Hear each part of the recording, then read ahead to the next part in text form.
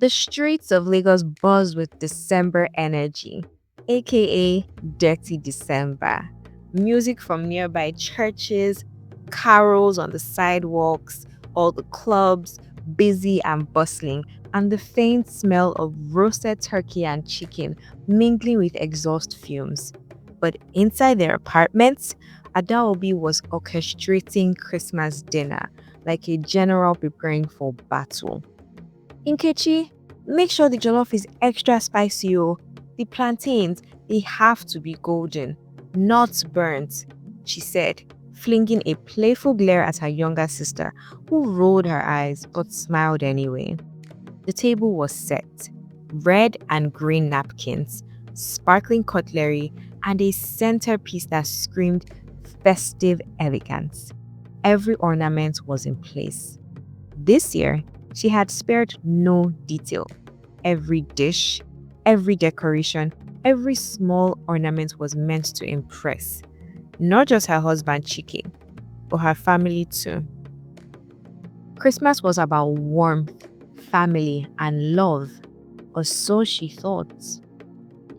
Dinner was going perfectly. The turkey was tender, the chicken was well fried, the wine flowed, laughter echoed through the apartment until Adaobi went to retrieve a dessert from the kitchen. Nkechi was there, rifling through her bag, humming softly. That's when she noticed it. A pair of matching pajamas, red and green plaid, soft flannel, the exact ones Adaobi had bought for her husband as a Christmas gift. Her stomach dropped. Nkechi, where did you get those? She asked. Her voice was tight. Nkechi froze, eyes wide, and forced a smile. Oh, just something I found. Cute, right? Adaobi's hands shook. Her mind raced. Could it be? No, not her sister. Not Chiki. Not Christmas. She looked at the bag again. There it was. A note, folded carefully. Small handwriting. Chike's handwriting. Merry Christmas. Can't wait to cozy up with you. Ah ah. Time seemed to slow down. The noise of dinner faded, the laughter, the clinking glasses, all drowned in a chilling realization. Her sister and her husband, matching pajamas, behind her back, Nkechi and Chike.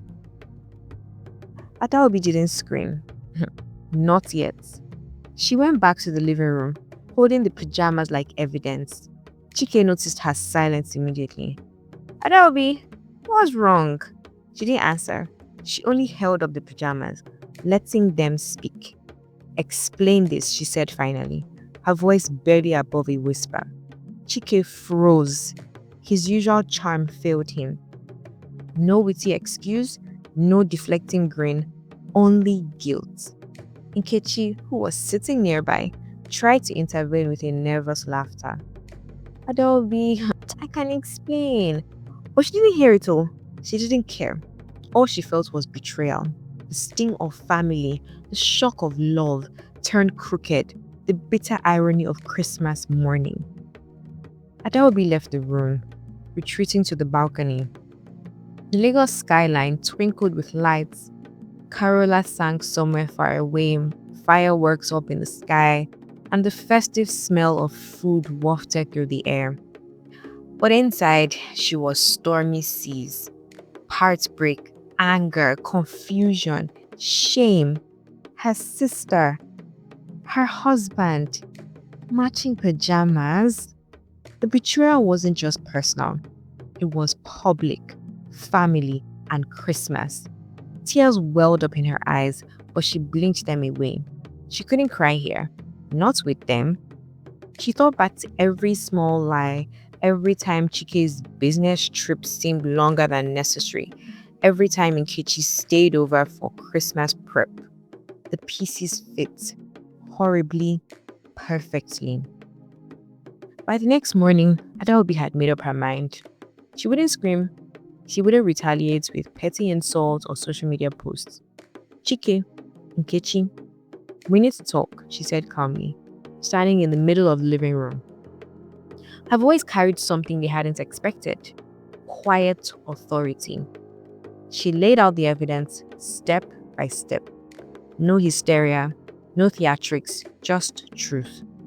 And when she was done, she said, I trusted both of you, and you broke that trust. Christmas or not, betrayal is betrayal. For the first time, Chike looked so small. Not her husband, not the man she married, just a man caught in his own lies. Nkechi avoided eye contact. Her younger sister, once playful and carefree, now seemed guilty, ashamed, and exposed. Adaobi spent the rest of Christmas quietly sitting by the window, staring at the city lights. She realized that some truths are worse than lies, the ones that come from people closest to you. But she also realized something else. Christmas isn't just about joy, it's about clarity, about seeing who loves you and who doesn't. She smiled faintly, not with happiness, but with resolve. Next year, she whispered, I'll celebrate with people who truly deserve me.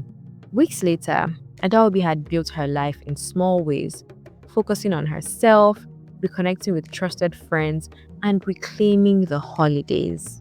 She laughed again, not at their jokes, not at their deception, but at the strength she had found in herself.